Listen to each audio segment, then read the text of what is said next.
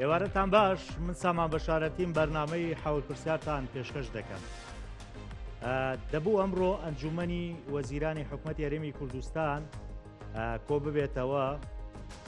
لە ناو کارناماکەیە یەکێک لەو تەوەرانەی کە باسی دەکرد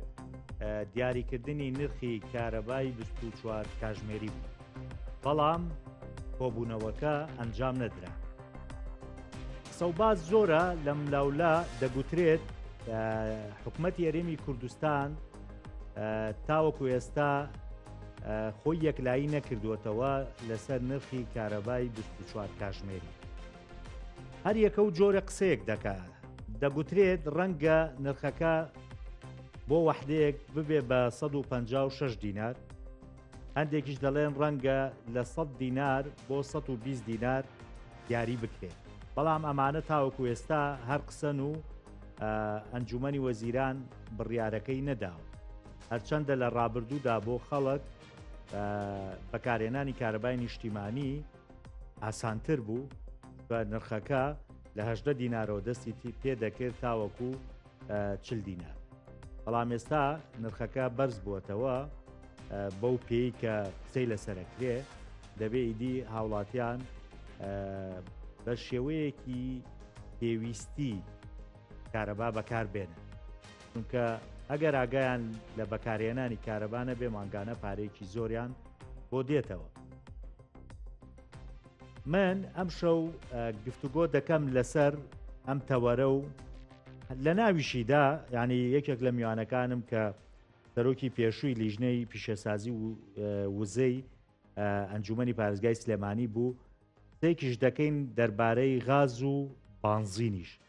چونکە ئێستا نرخی دۆلار دابەزیوە، نرخی نەوت هەر دابەزیوە، بەڵام لە هەرێمی کوردستانە نرخی غاز و گاز و بانزین هەروەک خۆیەتی.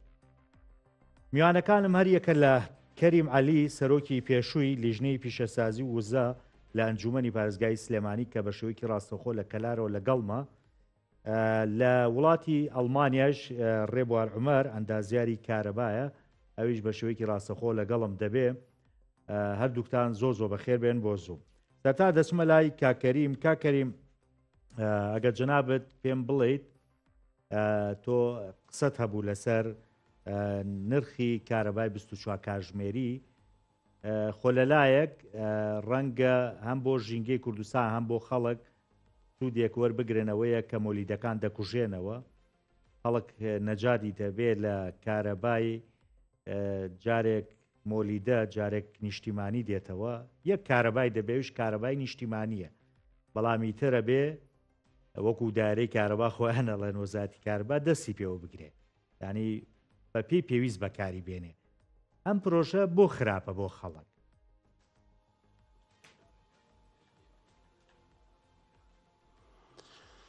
دەستخۆش بۆ بەڕێستان کاکە سامان، سڵاو لە میوانی بەڕێز و سڵاو لە تەواوی بینەرانی کەناڵە بەڕێزەکەتان. سەبارەت بە پرۆژەی ئەوەی کە نایە پرۆژەی ڕووناکی و ئەمە لە ئەساسە پرۆژەی تاریکیە نەک ڕووناکی، ئەوەی کە باز لە کارەبای 24 کاتژمێریەکەن بۆ هەرێمی کوردستان، بەداخەوە دوای 33 ساڵ لە حکومڕانی دەست ئەبرێ بۆ بابەتێک کە ئەویش گیرفان بەتاڵکردنی هاوڵاتیانە لە کاتێکە کە هاوڵاتی چاوەڕوانی وەزیری دارایی عێراق یاخود بەرپرسێکی عێراقیەکە کە موچەکەی بۆ بنێرێ بۆ بەڕێستان و بۆ تەواوی هاوڵاتیانیش، یعنی ڕوونی کەینەوە ئەم بابەتە بەڕاستی بابەتێکە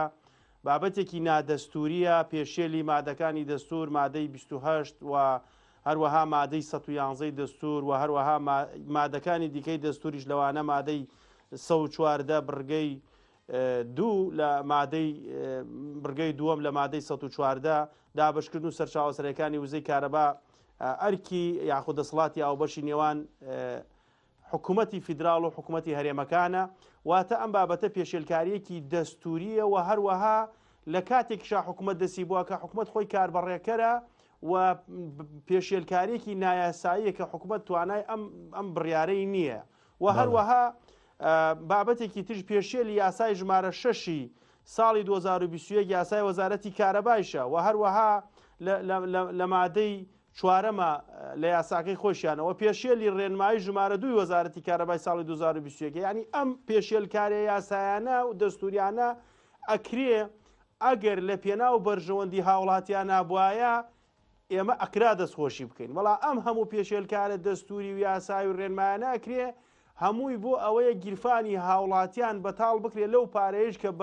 بە هەزار ینی دوعا و ئەو شتانە دێتە گیرفانی هاوڵاتیانە چونکە گرانکردنی نرخی کرێی کارەبا لە 18 دینار و کیلۆواتێک بۆ 156 دینار ئەمە هیچ منطقێک نایخوێنێتەوە لە کاتێکە هاوڵاتیان ڕۆژانە یاخود ساڵانە پلەی هەژاریان زیاترە بێ بە پێی یاساکەی حکوومەت یاریمی کوردستان یاسای ژمارە 6 ساڵی 2021 ئەبێ کاتێک دەست ببرێ ڕەچاوی بارودۆخ و ژیان و گوزەرانی هاوڵاتیان بکرێت دواتر باس لە یعنی دەستکاریکردنی کرێی کارەبا بکرێ ئەوش ئەو مەجالەی داوە نەیوتووە کرێکە گران بکرێت دەستکاری بکرێ ینی دەستکاریکردنەکە چەندێک ینی چەندێک فەرەسا کاکەریم بیانۆکە ئەوەیە کارەباکە دەبێت بە 24 کاتژمێر یعنی حکومەت بیانۆکەی ئەوەیە ئەڵێ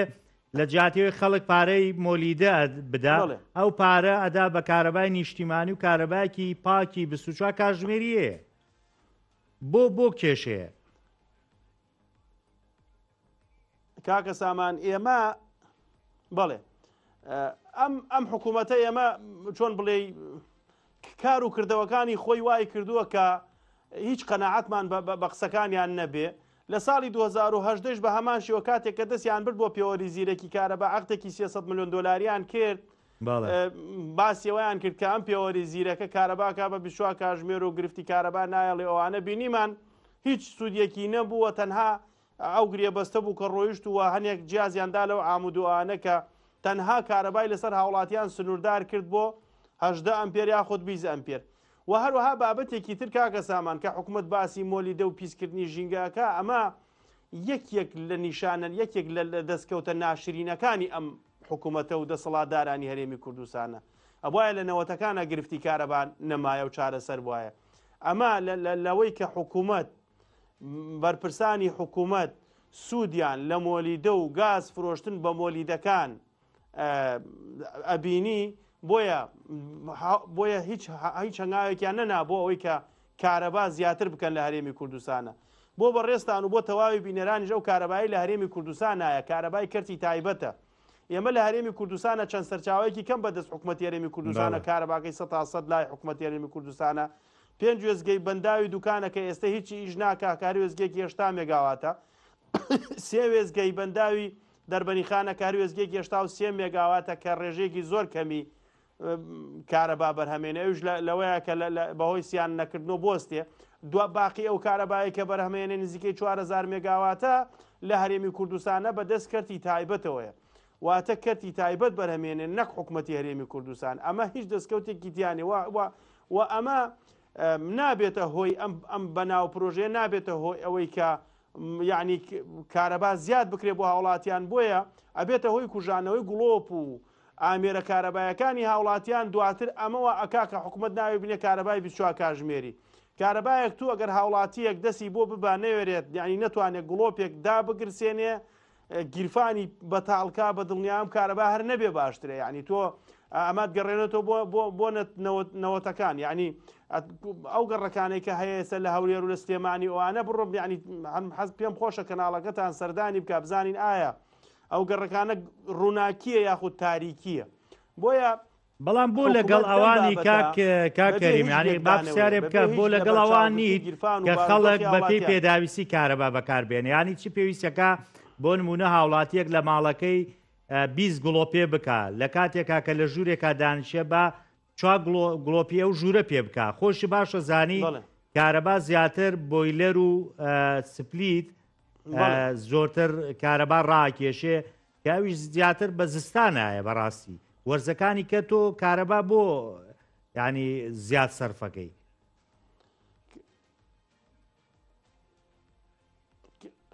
کاکە سامان ئەکرا هەنگاوی تر بنێ حکوومەت لەم بابەتە من حەزەکەم بیان خەمڕۆ یەکێک لەوە چاکسازی لە تۆڕەکانی کارەبا و هەروەها وێزگەکانە بکردایە کە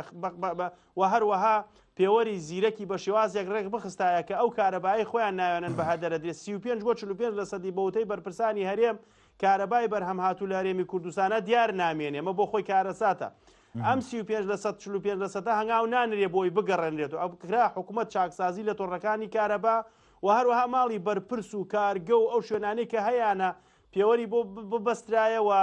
هەموو هاوڵاتیان بە یەکسانی کارەبایان پێ بدرایە بە شێوازێک کە بەرپرسێکی باڵا 50 سبلیت نەتوانێت بخاتە ئیش و هاوڵاتیەکیش بەڵام لەم سیستەما ئەوان شەگرێتەوە ینی تۆ بەکار بێنەوە نەپارێ بابەتە چارەسەرکە و هەروەها کاکە سامان نەخێر ئەم بڕیانانەی حکوومەت هێرێمی کوردستان بە هیچ شێوە بەرپرسانی باڵا ناگرێتەوە ئێمە لە جامڕەشی ئۆتۆمبیلەکان نایبینین جامی ئۆتۆمبیلی ئەوان چۆنەوە هی هاوڵاتیان کە ئەگەر هاوڵاتیەک بێ جامی ئۆتۆمبیلەکە و هەروەها لە تابلۆی ئۆتۆمبیلە تابلۆی زۆر سیر هەیە ینی بۆ نمونە فەوجێک لە ناو هێزێکی پێشمەرگا فەوجێکە ژمارەی تابلۆی هەیە و هەروەها هێزێکی دیکە هەیە کە ئەسڵەن ڕێک نەخراوە تابلۆیە ئێمە قافڵەی ئۆتۆمبیلەکانی سەرۆکی حکوومەتمان بینی 4-5 بۆ 6 سیارە بە ئۆتۆمبیل یەک ژمارە هەیە بۆی ئەم بڕیارانە تەنها بەسەر شانی هاوڵاتیانە ئەسەپێنرێ و کارەبای 24 کاتژمێری ئەرکی حکوومەتە جێبەجێکە بەڵام چاکسازی لە تۆڕەکان بکە پێوەری زیرەکدا بنرێ و هەروەها بە سیستەمی پریپەید کارەبا بدرێ بە هاوڵاتیان بەو نرخەی کە حکوومەتی عێراقی بۆ هەر کیلۆواتێک 10 دینارە بەو شێوازە هاوڵاتی بتوانێت وەکو وحدەی مۆبایلەکەی کارەباکەی بکڕێەوە ئەو پارەکەیشی سەرفکە و ئەو پارەیەش لە چاکسازی لە تۆڕەکانی کارەبا بۆ داهاتی کارەبا سەرف بکرێن نەگەوەی کە دیار نەمێنێ و وەکو وتم حکوومەت خۆی سەرپەرشتی وێزگەکانی بەرهەمێنانگی کارەبا بکات نەک بە گرێبەستی جۆراوجۆر وێزگەی کارەبای کەرتی تایبەت بەرهەم بێنرێ وێزگەی کارەبای بەرهەمێنانمان هەیە بۆ نمونە توانای بەرهەمێنانەکەی 1500 مێگایە لە هەرێمی کوردستانە ئەم وێزگەیە 750 مێگا بەرهەمێنێ پارەی 1500 مێگا لە حکوومەتی هەرێم و لە وەزارەتی کارەبا و لە وەزارەتی دارایی وەرەگرێ ئەو 750 مێگایش کە بەرهەمی نایەنێ حکوومەت بەمەبەست غازی بۆ دابین ناکا بۆی 750کە پڕ کاتۆوە ئەو ئەگرێ بەستەی لەگەڵی کراوە بۆ شێوازە کارەبای واتە پارەی کارەبایەک جۆرەگرێت کە بەرهەمینەیە ناوە گرێبەستەکانیان ناشەفاف و ناڕوونە تۆڕەکانی کارەبا بە کۆن و ئەوانەی تایە و هەروەها نەتوانراوە کارەبای بە فیڕۆچوو بگەڕێنرێتەوە لەم کاتە دێن باسی کارەبای 24 کاتژمێری و هەروەها باسی ئەوەکەن کە بەڵێ کارەبا تۆگە نرخی گرانکەی لەسەر هاوڵاتیان بە دڵنیای هاوڵاتی ناتوانێت بەکاری بێنێ اینجا بابەتێکی تریش کاک سامان ئێمە لەم بابەتە ئەبێ توێژینەوە و لێکدانەوەیکی ورد بۆ ئەم بابەتە بکرێ هەم گیرفانی هاوڵاتیان و هەم ئەو زەروزیانانەی ئەکەوێتەوە لەم بابەتە چییە ینی بۆ نمونە ئێمە ملیۆنێک و 800,000 هاوبەشمان هەیە لە هەرێمی کوردستانە کە هاوبەشی کارەبان ئەم ملیۆن و 800,000 هاوبەشە بە دڵنیاییەوە هەر ماڵێک من دامناوە $500 زەرەری لێ بکەوێت لەم پرۆژەکە ماڵێک سبلتێکی بۆیلەرێکی وە چەند هیتەرێکی و هەروەها سیستەمی ژوورەکانی وە بە شێوازێک داناکە هەر ژوورێک چەند گڵۆپێکی تایە بە دڵنیایەوە بێ سبلت بە ئیش نەخە و هەروەها بۆیلەر ناتوانێت بە ئیشی بکە ئەوە هیتەری ماڵەکەی بێ فڕێ بدا بە کوردەواری خۆمان ئەم بابەتەی ینی هەر ماڵێک ئەگەر $500 زەرەری لێ بکەوێ بە دڵنیایەوە نزیکەی $1 ملیار زەرەر لە هاوڵاتیان هەرێمی کوردستانە درێ ئەمە بەدەر لەو کەرەستە کارەبایانەی وەکو سبلیت و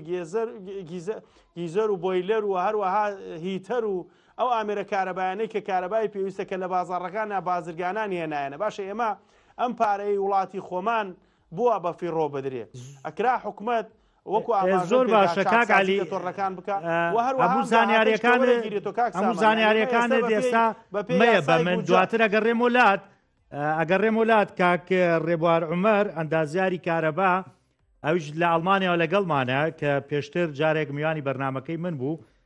بەداخەوە لێرە نەبوو کە لە ستۆدیۆ ئەمە دەبێت ئێستا لە ئەڵمانیایە گەڕاوەتەوە بەڵام هەر بە خۆشحاڵی وەرمانگرت کاک ڕێبوار یەکێک بوو لەوانەی کە تا ڕادەیەک ینی لەگەڵ پرۆژەی ڕووناکیەکە بوو بەڵام بەو پێوەرەی کە نرخەکە گونجاو بێ بۆ هاوڵاتی و هاوڵاتی چۆن بتوانێت بەکاری بێنێ کاک ڕێبوا خۆشحاڵم ئەگەر پێم بڵێ تۆ لە بەرەوەی ئەندازیاری کارەبای ینی ژمارە بە من بڵێ کە خەڵک ئەگەر ئەمە خۆتە زانی چەند گەڕێکێک لە هەولێر ئێستا بووەتە ئەو پرۆژە گرتوێتەوە لە سلێمانی بە هەمان شێوە خەڵک ڕاهاتووە لەگەڵ کارەبای نیشتیمانی و مۆلیدە یعنی کارەبای نیشتیمانی کە هەبووە هەموو شتێکی پێ کردووە کێشەی نەبووە لەبەرەوەی نرخەکەی کەم بووە بەڵام دوای ئەوە مۆلیدەی هەبووە مۆلیدەی چۆنە کەسێک بۆ نمونە لە 2 ئەمپێرۆت کە توانای خۆی 2 ئەمپێر تا 3 ئەمپێر تا 4 5 6 ئەمپێری بەکارهێناوە ئەگەر ئێمە ئەم کارەبامان هەبێت چۆن ئەتوانین کارەبامان هەبێت بە پێی پێویست نرخەکەی شوکو کە کاکەری مەڵێ بە پێی گیرفانی خۆمان بێ نەشیش بسووتێ و نەکەباب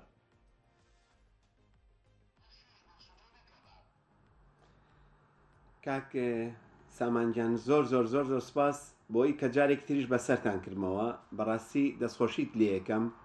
هیوای سەرکەوتنێ بۆ خوازم هیوام وایە ستێپ بە ستێپ لەگەڵ ئەم پرۆژەیە بی و بەردەوام بی تا خەڵک بەرچاوڕوونی زیاتری هەبێت من جاری تریژ وتمەوە ئەم جارەژە ئێڵێمەوە ئێمەی با بڵێن لایەن وەکو ئەندازیار ئەگەر هەر قسەیەکی لەسەر بکەین زۆر تاکەم دەنگمان زۆر بە ئەستەم قورستر ئەگاتە خەڵک وەکو ئەوەی لە تەرەفی بەڕێستانەوە لەلایەنی ئێوەیە ئێوە دەورێکی سەرەکی ئەبینن لەم کارانەیە من ئەم قسانەی کە ئەیکەم نامەوێت کارێکی وابێت کە بڵێم پشگیری حکومەت ئەەکەم لەوەی کە دەست بەرێ بۆ بەعزە بابەتێک کە زەرەری هەوڵاتی تیابێت بەڵام وەکو جاری تریژ وتمەوە ئەم جارەش ئێڵێمەوە دەستبردن بۆم بابەتە و چارەسەرکردنی گرفتی کارەبا بۆی کە کارەبا لە ئەو حاڵەتی کە ئێستا هەیە و لە هیچ شوێنێکی دنیا بەم شێوەیە نییە لەم سەردەمەیە بکرێت بە کارەبای 24 ساعتی و کارەبا لە ماڵەکانمان نەبێ من دەستخۆشی لە یەکەم و جێگای دەستخۆشیە و ئەبێ پشگیری بکەین بە هەر شێوەیەک بێت ئەوەی کە ئەمێنێتەوە مەسلەی نرخەکەیە نرخەکە ئەم بە ڕێزەی پێشوو دەستی خۆش بێت و لەشی ساغ بێت بەڕاستی زۆر بابەتی وروژان زۆر یاسا و ڕێساکانی باس کرد کە بەرقەرارن و لە وڵاتە هەن بەڵام ئەم یاسانە خۆ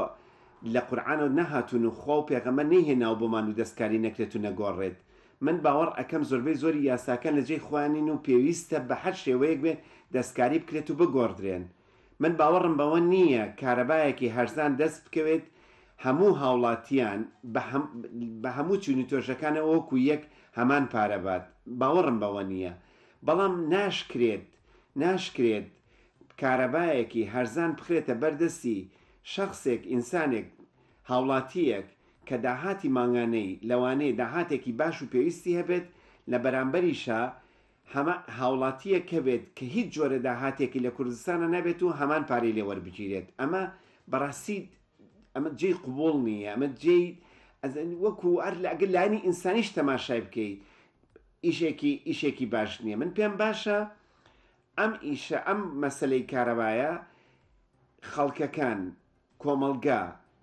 هاوڵاتیان بکرێن بە چەند گروپێکە وەکو جاری تریش باس کرات بە پێی گروپەکان گروپ هەیە ئەگەر لە با بڵین داهاتی هیچ نەبێت هیچ جۆرە سەرچاوەیەکی دارایی نەبێت ئەمە نەک 15 دینار و 18 دینار بۆ ئەو زۆرە 10 دینار و 5 دیناریش بۆ ئەو زۆرە بۆ وەحدەیەکی کارەبایی و پێویستە هاوکاریش بکرێت بەڵام ئەگەر هاوڵاتیەک داهاتی ماگانەی لە سەر و 500,000 و سەر و ملیۆنەوە بوو پێویستە ئەو بڕەپارە ئەو کارەبایی کە بەکاری هێنێ بە پێی پێویست پارەکەی بە هەر شێوەیەک بێت کەمکردنەوەی کارەبا کەمکردنەوەی بەکارهێنانی کارەبا و تاریککردنی وەکو کاکە کەریمی بەڕێزە فەرمێ تاریککردنی با بڵێن گەڕەکەکان ئەمە نیشانەیەکی باش و نیشانەیەکی ئەتوانم بڵێم شارستانیە کە خەڵک ئەم سەرچاوە وزە جوانەی کە دەستمانەکەوێت و بە شێوەیەکی پێویست هاتوۆتە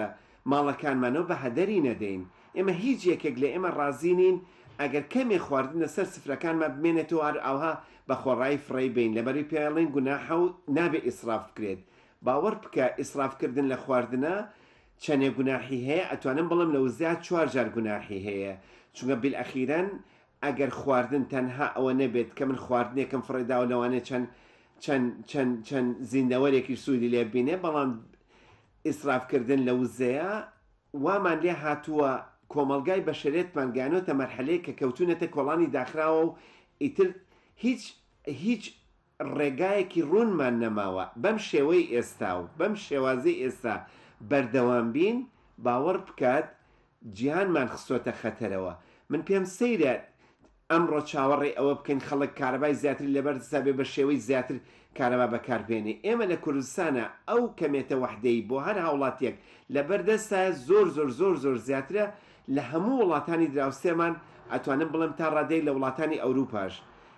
ناتوانم مقارنەی خۆمان بە وڵاتانی ئەوروپا بکەم، ناتوانم مقارنەی خۆم بە وڵاتانی ئەگەر دراوسێش نەکەم. بەس پێویستە ئێمە ئاوڕێک لە خۆمان بینەوە بزانین ئەم سەرچاوی زێ بۆ بەم شێوە نالەبار و بۆ بەم شێوە نادروستە لە دەست بدەین لە کاتێکە سەرچاوی تریشمان هەبێت ئەگەر بتوانین احتیمادی لەسەر بکەین. من بە هەموو شێوەیەک پشتگیری ئەوە ئەەکەم کە هەر ماڵێک هەر هاوڵاتیەک ئەگەر پێویستی بە بەکارهێنانی کارەبا بوو کارەبای 24 ساعتی لە باشە کاک ڕێبوارۆڵا با من پرسیارێ بکەم ببوورە. ینی من باسی ژمارم لە جەنابەت کرد. تۆ پیاوێکی ئەندازیاری وردی لەو شتانەیە، ینی بۆ خەڵکی ڕوونکەرەوە تازامە بووە ئەمرێکی واقع حکومەت جێبەجێیەکە. خەڵک چۆن نەتوانێت کەلوپەلەکانی ناوماڵ بەکاریش بێنێ بەڵام پارێکی کەمی بۆ بێتەوە؟ ئایا ئەتوانێ ئیدی بۆیلەر و سپلیت وەکۆی کاکەری مەڵێ گوڵۆپ هۆمانە پێ بکە، یا ئەتوانێت پێی بکات و کەمیشی بۆ بێتەوە بەڵام بەپی پێویست؟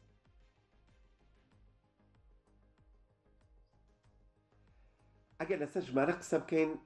من بەڕاستی وەکو جاری کەش حسابمان کرد هیچ ماڵێک نییە لە 150,000 کەمتری بۆ بێتەوە ئەگەر بە پێی پێویست کارەبا بەکاربێنێت. بەڵام ئەمڕۆ ئەگەرسەی هەر هاوڵاتیەک بکەین ئەوەی کە هیچ جۆرە داهاتێکیشی نییە بە کارەبای مۆلیدەوە ئەگەر 2 ئەمپێر 3 ئەمپێری ڕاکێشا بێت، یعنی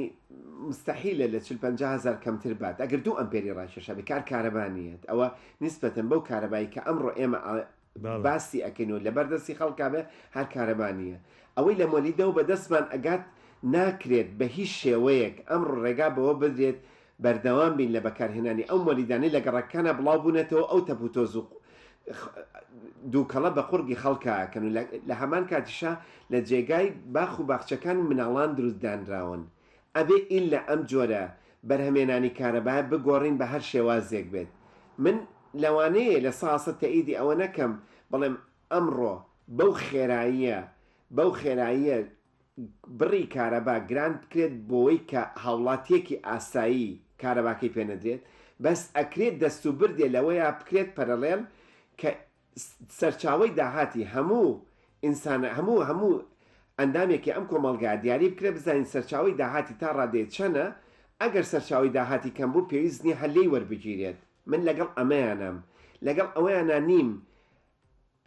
مامۆسایەکی زانکۆ فەرمانبەرێک لە هەرێکی لە فەرمانبەرەکانی با بڵێن دەوائیرەکانی حکومەتە، ئەندام پەرلەمانێک، مدیر عامێک لەگەڵ هاوڵاتیەکی ئاسایی هەمان بڕی کارەبابات. ئەمە ناکرێ و جێگای قوبوڵ نییە. بەڵام ناشکرێت وەکو ئێستا کە هەبووە و تێپەڕیوە کارەبا بۆ هەمومان وەکو یەک نرخ بین. بەڕاستی ڕاستە تەدریجی تیا بوو بە پێی ئەو بڕە کارەبایی کە بەکارە هات بڕی کارەباکە کەمێک زیاد ئەکرا. بەس قەنەعەتم پێ بکەن ئەو زیادکردنەکە ئەوەنە نەبوو کە هیچ کەسێک هەست بە گیرفانی بکات و کارەبای بەکارهاتووی لە ماڵەکە کەمێک کەم بکاتەوە. ئێوە خۆمان لە خۆمانەوە دەست پێ بکەین. هەر یەک لە ئێمە کاتێککە کارەبای ڕئیسی ئاهاتەوە بە بێویژدانانە هیچ شتێک نەبوو لە ماڵەکە ئیشی پێ نەکەین باوەڕم پێ بکە لەبەرەوەی نرخەکەی ئەوە نەکەم بوو گیرفانی هیچ کەسێکمانی ئازێت نادا تابی لەوە بکەینەوە بە ئەگەر سپریتە پێویست نەبێت لە قاتی دووەمەوە کەسێ لە ژوورەکانە دابجرسێ، ئەگەر سپریتە لە ژووری میوانایە کە پێویستمان پێێنێ دابجرسێ. من لە ماڵی خۆمانە زۆربەی کات کە ڕشوم سپریتی ژووری میوانم کوژانەوەتەوە وتوانە وڵا ئەگەر سپریتی ژووری میوان ئیش بکە لەوانەیە هۆڵەکەش تۆزێ فێنێ بکە کە پێویست نەبووە. یعنی خەڵکەکە ئەو با بڵێن ئەو هەستکردن بە مەسئولیەتی نییە زۆر باش کە بڵێت من ئەگەر شتێ پێویستم زۆر باش ئەگەڕێم وڵات کاک ڕێبوار ئەگەڕێم وڵات دەست خۆش بێ. کاک کەریم ینی گوێت لە مامۆستا ڕێبوار بوو، ینی باسیەوەی کرد بەڕاستی کارەبا لە پێشترە ینی بە جۆرێک بووە کە گیرفانی عەزێت ناوین. ئێستا ئەویش ینی هەروەکو یەکێک لە ئێوەمانان لەگەڵ ئەوایە ئەوەی کە باری دارایی خراپە ئەکرێ پارەی لێوەرنەگیری یا لێشوەرگرێ بڕێکی زۆر کەم بێ بەراورد بۆ کەسانەی کە بۆ نمونە باری دارایان زۆر باشە. یعنی ئەم جۆرە لە جیاکاریش بکرێ خراپ نییە تۆ لەبەرەوەی کارەبای بە پێی پێویست بەکاربێنی 24 کاتژمێر کارەباتە بێ کاربای مۆلیدە نەجاتت بێ لێ.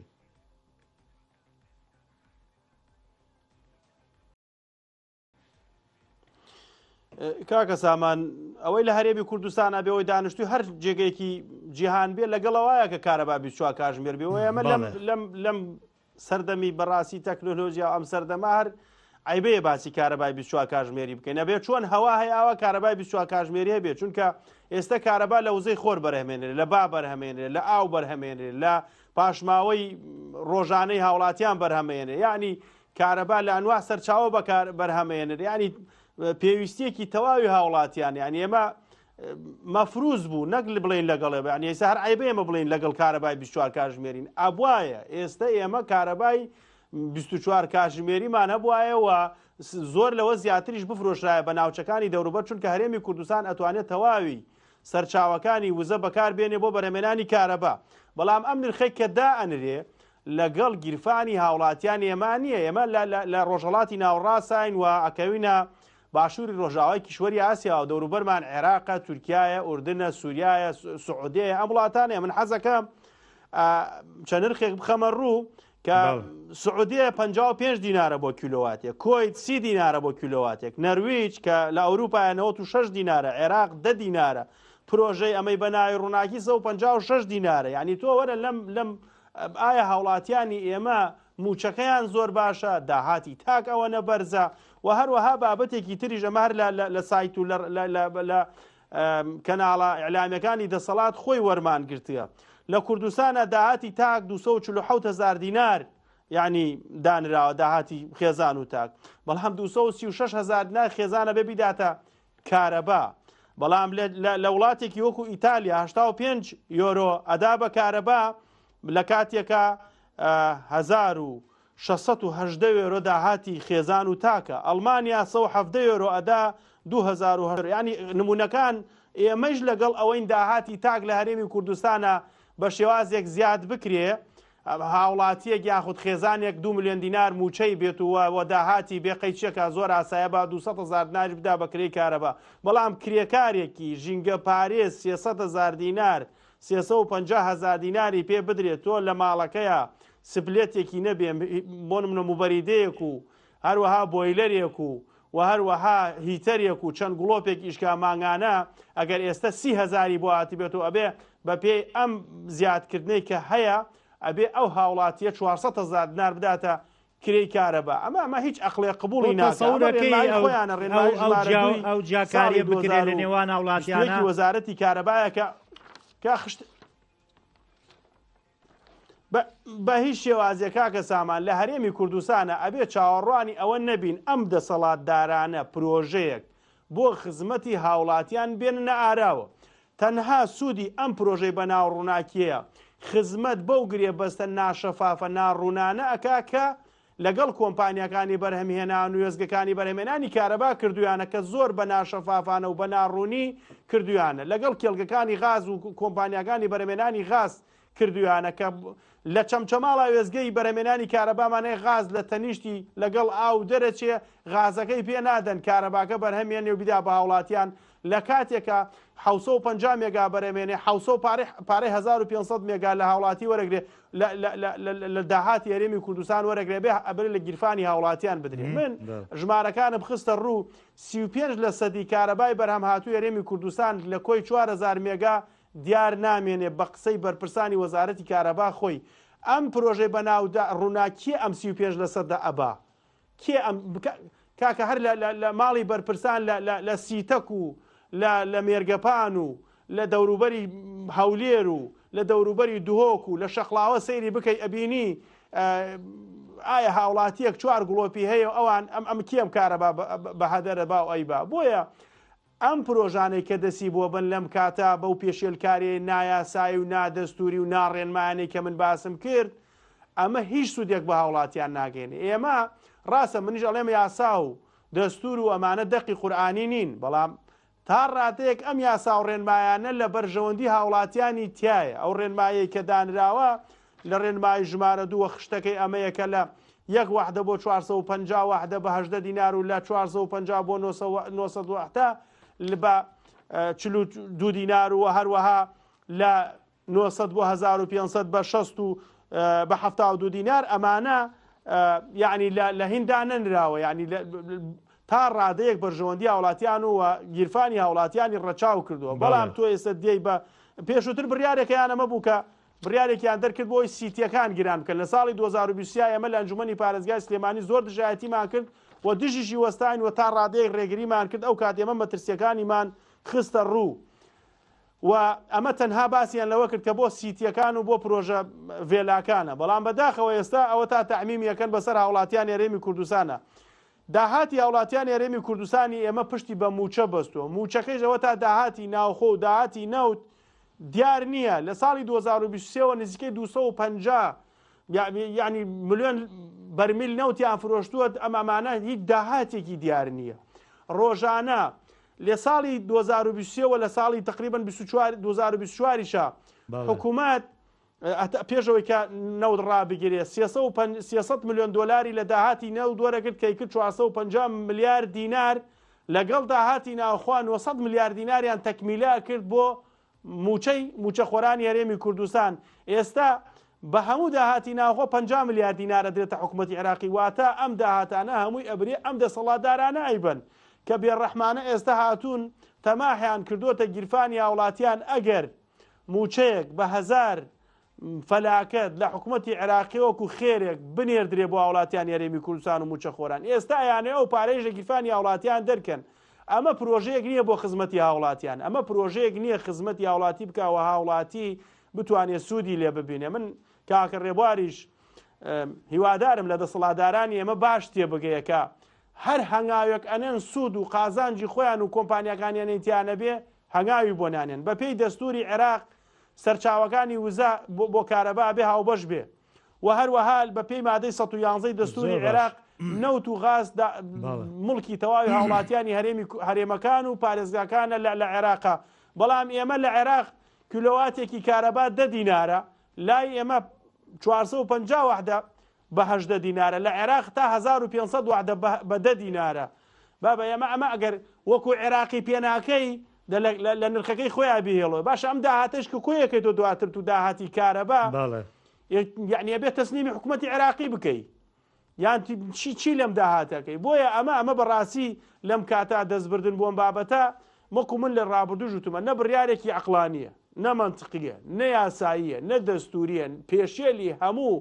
ئەو بابەتانە کە خزمەتگوزاری هاوڵاتیانە و بابەتی تەواو خراپە و من هیواخوازم حکوومەت یەک بڵێ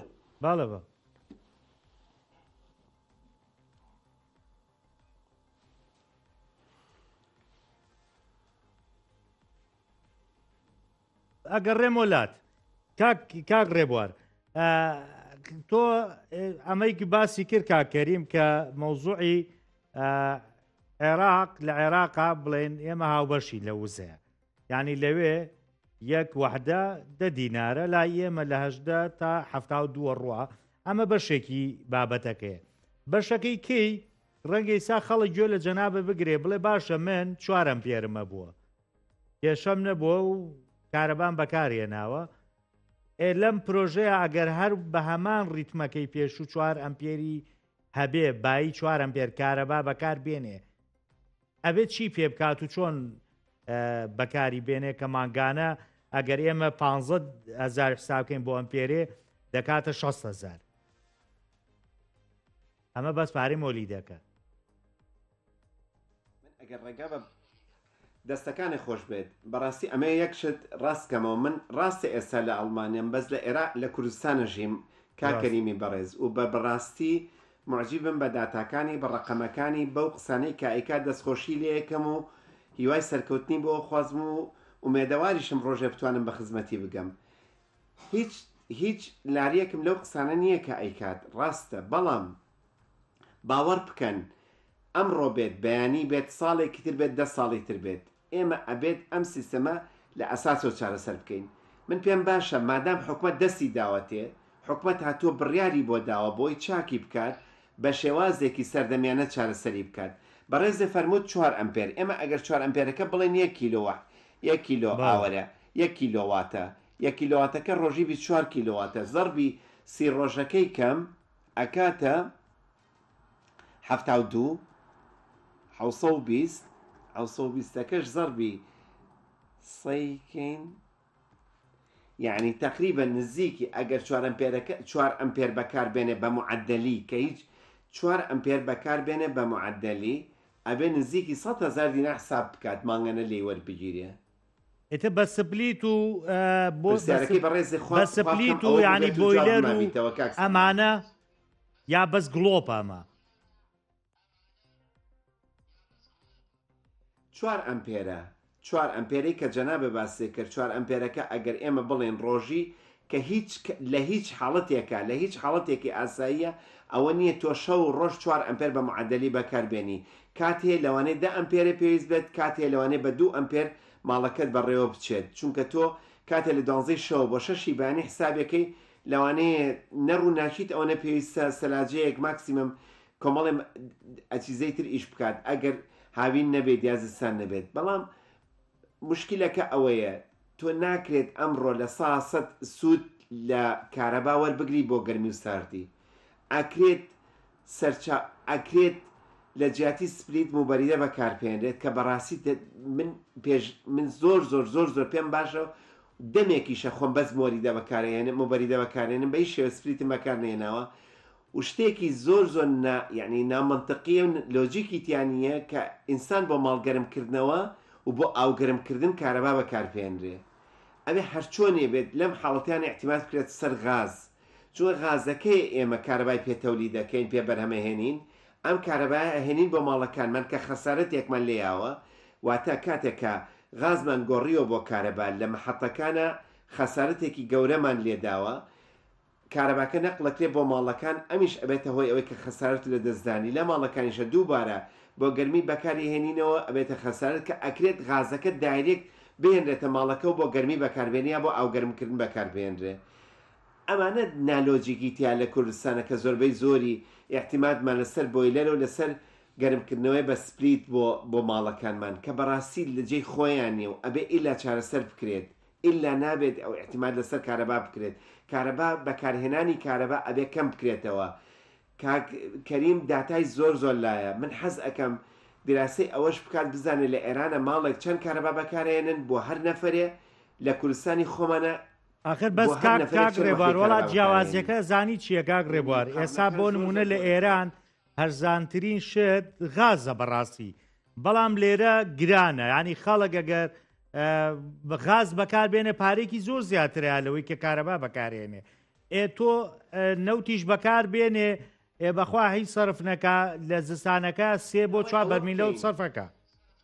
نەوت بە 170,000 بەرمیلی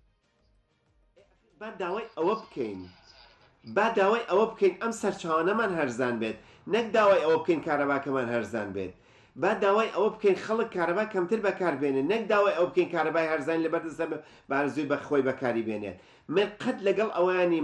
ماڵێک داهاتی ماڵەوەی باش بێت تا 400 وحدە پارەی کەم بات پێویستە لە یەکەم وحدەوە پارەی زۆر بات ماڵێکیش ئەگەر سەرچاوی داهاتی نەبێت پێویست ناکات نەک 400 وحدە 600 وحدەش سەرفکە هیچ پارەیەک بات ئەبێ ئەمانە جیاب بکرێتەوە من یەک پرسیار لە کاکەریمەکە مادەم لە ئەندامی ئەنجومەنی پارێزگا بۆ زۆرم پێخۆشە ئێستا ئەگەر بێت ئەرزە تەوزیعکرێت بۆ مۆزەفین یا بۆ هەچ شەریحەیە لە شەریحەکە کۆمەڵگا حکومت لەبەر دەستیان نییە چێ سوودمەند بۆ یا چێ سوودمەند نەبووە بۆ لەمەیە بە ئاسانی خەڵکەکانی بۆ جێ ئەکرێتەوە ئەزانێ چێ سوودمەند و چێ سوودمەند نییە ئەی بۆ لە بواری کارەبا و لە بواری بایعیە ناتوانێت ئەوە جیاب بکاتەوە کاکە بایعیش هەمان گرفتی کارەبایە کە پارەیەکی زۆر بە هەدەر ئەدرێ لەلایەن حکومەتەوە و خەڵک خۆشی نازانێت چۆن ئیسیفادەی لێکرێت چۆن سوودی لێبینیوە بەس بیر لەوە بکەنەوە ئەو پارەی کە بۆ بایعی سەرفەکرێت بۆ بایعی ماڵانە سەرفەکرێت بۆ هەر تاکێکی کۆمەڵگا وا نەبێت بەو شێوەی کە ئێستا دێت تەنها بۆ ئەو کۆمەڵە خەڵکە بێت کە داهاتی کەمە و داهاتی نێوپارە نایەتە ناو ماڵەکانە نەپارەیەکی بدرێتێ چەند باشترە. ئێمە بۆ شەڕەکەمان شەڕی ئەوە نەبێت لەگەڵ حکوومەتە وەزی ئەو خەڵکەی کە وەزی باشنی و ژیانی گوزەرانی باشنێ ژیان و گوزەرانی باشکەین بین بڵین بەس ئیلا ئەبێ کارەبای هەرزانی بینێ کارەبای هەرزان خواردن بۆ ماڵەکە دابین ناکات، جلوبەرێک بۆ مناڵەکانی دابین ناکات، ژیانی باشتر ناکات. بەس ئەگەر بکرێت ئێمە ئەم ئینسانی کە داهات هیچ جۆرە داهاتێ نهاتۆتە ماڵەکەیەوە داهاتێکی بۆ دابین بکەین لەوانە ژیانی بە تەواتی بگۆڕێ. زۆر گرفتەکەیە کە لە کوردستانە بەس باسی سەر ئەوە ئەکرێ کارەبا گران کرێ ژیانی خەڵک خراپە بێت. نەخێر من بە گرانکردنی کارەبا ناڵم ژیانی خەڵک خراپەکرێ، ئەبێت ئێمە دەست بخینە سەر ئەو بەشەی کۆمەلگا کە هیچ جۆرە داهاتێکی نێ داهاتی بۆ باشتر بکەین. زۆر باشە، دەست خۆش بێ کاک کەریم. ینی پرسیارەکەی بۆ جەنابت منطقی بوو بەڕاستی. ئەگە جوابی ئەو بیتۆ من پرسیارێکی کرد لێ یەکەم چکە لە پێشەکێکا وتم لەگە کارەباکە زۆر ڕۆشتین، پێشم بڵێ بۆچی لە هەرێمی کوردستانە ئێمە نرخی هەر ڕەبتە بێتەوە تقریبان بە پرسیارەکەی مامۆستا ڕێبوارەوە نرخی ئێمە سوتەمەنی دانابەزێت لە کاتێکە نرخی سوتەمەنی لە دنیا دابەزیوە نەوت لەسا بەرمیلێک بە 58 دۆلارە. یعنی ئێستاش لە بازاری هەرێمی کوردستانە هەر وەکو 70 دۆلارەکە مامەڵە لەگەڵ گاز و بانزین و غاز ومانە ئاکرێ.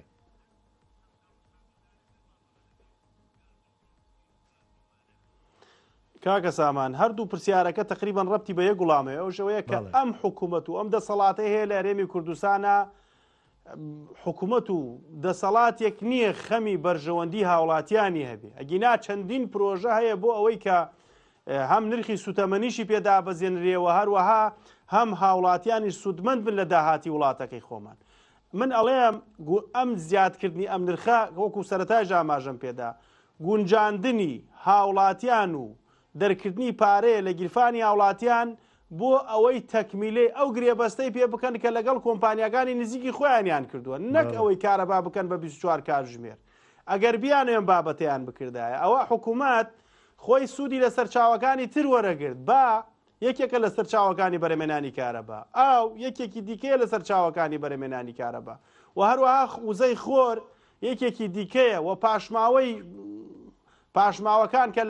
لە شارەکانە فڕادری ئەمیش بابەتێکی تر. یعنی حکوومەت دەستی نەبردووە بۆ ئەم هەنگاوانە بنێ بۆ ئەوەی کە چارەسەری گرفتی کارەبا بکە. حکوومەت ئەوێ پارەیەک زیاتر لە وڵاتیان وەربگرێ لەو پارانەی کە دەستی دێ نەیدا بە کۆمپانیاکان، ئەوێ پارەی هاوڵاتی بدا بە کۆمپانیاکان کە گرێبەستێکی ناشەفاف و ناڕوونی لەگەڵیان ناکردووە لەسەر گیرفانی هاوڵاتیان، واتە سوود و بەرژەوەندی هاوڵاتیان لە بەرچاو نەگیراوە لەم بابەتە. و هەروەها بۆ بابەتی سوتەمەنی و جۆرەکانی سوتەمەنی بازاڕی سوتەمەنی هەرێمی کوردستان بازارێکی قۆڕکراوە بەدەستی کۆمپانیاکانی نزیک لە حزب و لە دەسەڵاتداران پاڵاوگەکانی ئەوان. ئێمە لە مانگی 2020 دەرهێنانی نەوت لە هەرێمی کوردستان ڕاگیراوە بە پێی بڕیاری دادگای ناوژیوانی پاریس و هەروەها دادگای فیدراڵی عێراق. خۆ لەو کاتەی شو ئەگەر ئێمە پێشەوەش ئەم بڕیارە نەدرابێ ئەکرا حکوومەت ئەو نەوتەی کە دەری ئەهێنێ و داهاتەکەی دیار نییە و کەس نازانێ بۆ کوێڕە بیدایە بە پاڵاوگە ناوخۆیەکان و بە هەمان نرخی حکوومەتی عێراقی بیدایەتەوە بە وڵاتیانی هەرێمی کوردستان کاتە هەم داهاتێکی دەستەکەوت بەشی تەسفێکردن و بەشی خەرجی تێچووی ئەو بابەتە و هەم پارەیەکی ژەهاتە دەستێەوە لە پرۆژەکان لە خزمەتگوزاریە بەکاری بێنایە و هەم بە حکوومەتی عێراقیشیەوە دەوە من لە ناوخوا 100,000 بەرمیل 150,000 بەرمیل نەوتی خاو بەکارێنم بۆی پشتگیریەکی بێ بۆ ئەو 450,000 بەرمیلەی بە پێی یاسای بودجەی عێراقی کە تەسلیمی حکوومەتی عێراقی بکە. بەڵام ئەم بابەتی ئێمە لەبەرەوەی خاوەن کۆمپانیاکان و حزب و دەسەڵاتدارانی بەرپرسی باڵا لە حکوومەت شەراکەتیانەیە و ئەم پاڵاوگە و ئەم کۆمپانیانە نزیکن لە خۆیانەوە بۆیە هاتنە هاوڵاتیانیان گونجاندێ لەگەڵەوانە. یعنی بە نامەیەکی وەتساپ لە جاخۆ بۆ کفری کرێ نرخی بنزین 20 دینار کەمەکایە خود 50 دینارە چێتە سەرۆ. ئەوە نییە بازاری ئازاد بێ لەم بابەتە کە خاوەن وێزگەکان و پاڵاوگەکان و هەروەها کۆمپانیاکان ئەم بابەتە چارەسەر بکەن. بۆیە بازار ئێمە بازارێکە بەستراوە نییە بە جیهانەوە هەروەها بازارێکیش نییە بۆ نمونە وەکو چۆن لێ بازاری جیهانی تەحکوم کا بەسەرەوە بەرژەوەندی کۆمپانیاکان بەرژەوەندی خاوەنێزەکانی سوتەمەنی کاری لەکە و حکوومەتی بۆ دەسەڵاتداران ئەکرا هەر داوای بنزینی حکوومەتی عێراقی بکەن داوا بکەن لە حکوومەتی عێراقی بنزینیان پێ بدرێت لە حکوومەتی عێراقی بنزین دابین بکە بۆ پارێزگای عێراقی دابی نەکرێ بۆ مسێ پارێزگای هەرێمی کوردستانە بە هەمان ئەم داواکردنەدا لە بەرژەوەندی کۆمپانیاکانیان بۆیە دەستی بۆ نابن. دەست خۆش من سپاسانەکەم زۆ سپاس بۆ ئامادەبوونتان کاتی دڵنیاکە لەوایە دەستان خۆش بێ زۆ سپاس بۆ کەریمالی کاکە سامان یەک شتی تر من حەزەکەم ئەمە بخەمە ڕوو کاکە سامان وەڵای کات بە کورتی بەڵەفەر من بابەتێکی ترێ حەزەکەم ئاماژەی پێ بدەم زۆر بە کورتی ئێستا گرفتی هێنانی غاز بۆ 52 خاوەن کارگەی غاز لە کەرکووک غاز وەرەگرن ئێستا گرفتیان بۆ دروست بۆ بەڕاستی حسەکانیان نەقلی حلە و بەغدا کراوە بۆ ئەمە لێرەوە بە بەرپرسان بە پارێزگای کەرکووک بە ئەندامانی پەرلەمانی عێراق بە نوێنەرانی کورد لە وەزارەتی نەوتی عێراقی و دەسەڵاتدارانی هەرێمەڵەمە و گرفتە چارەسەرکەن بۆ ئەوەی نەبێتە هۆی کەمبوونەوەی زیاتری کەمی غاز لە هەرێمی کوردستانە چونکە ڕۆژانە 120 تەن زیاتر غاز لە کەرکووک دێ و ئەم غازەك لە ماوەی ڕابردووە نرخەکەی زۆر بە نایاسایی گران کرا لەسەر وڵاتیان لە شەر لە 7,000 بۆ 8,000 ئێستا خەتەر لەوایە کە پێچی ئەم بەشە غازە ببڕێرێ ئەگەر ئەو بەشە ببڕێەوە بە دڵنیاوە هەموو هەرێمی کوردستان گرفتی کەمی غازی بۆ سەرەوەدا ئەگەر ئێستش نەبێت لە وەرزستانە زۆر گرفتەکە زۆر باشە بۆیە داواکەین بەرپرسان نێڵنەوە بابەتەوە کارگەکان دووبارە لە سنووری کەرکووک غازی خۆیان وەربگرنەوە. زۆ سپاس بۆ ئامادەبوونتان کاک ڕێبوار عومەر کاک کەریم عەلی کە بە شێوەیەکی ڕاستەخۆ لەگەڵم و زۆ سپاس بۆ ئێوە زۆ سپاس بۆ ئێوەش کە تاوەکو ئێستا بینەری بەرنامەکەم بخواتان ئەسپێرم خواتان.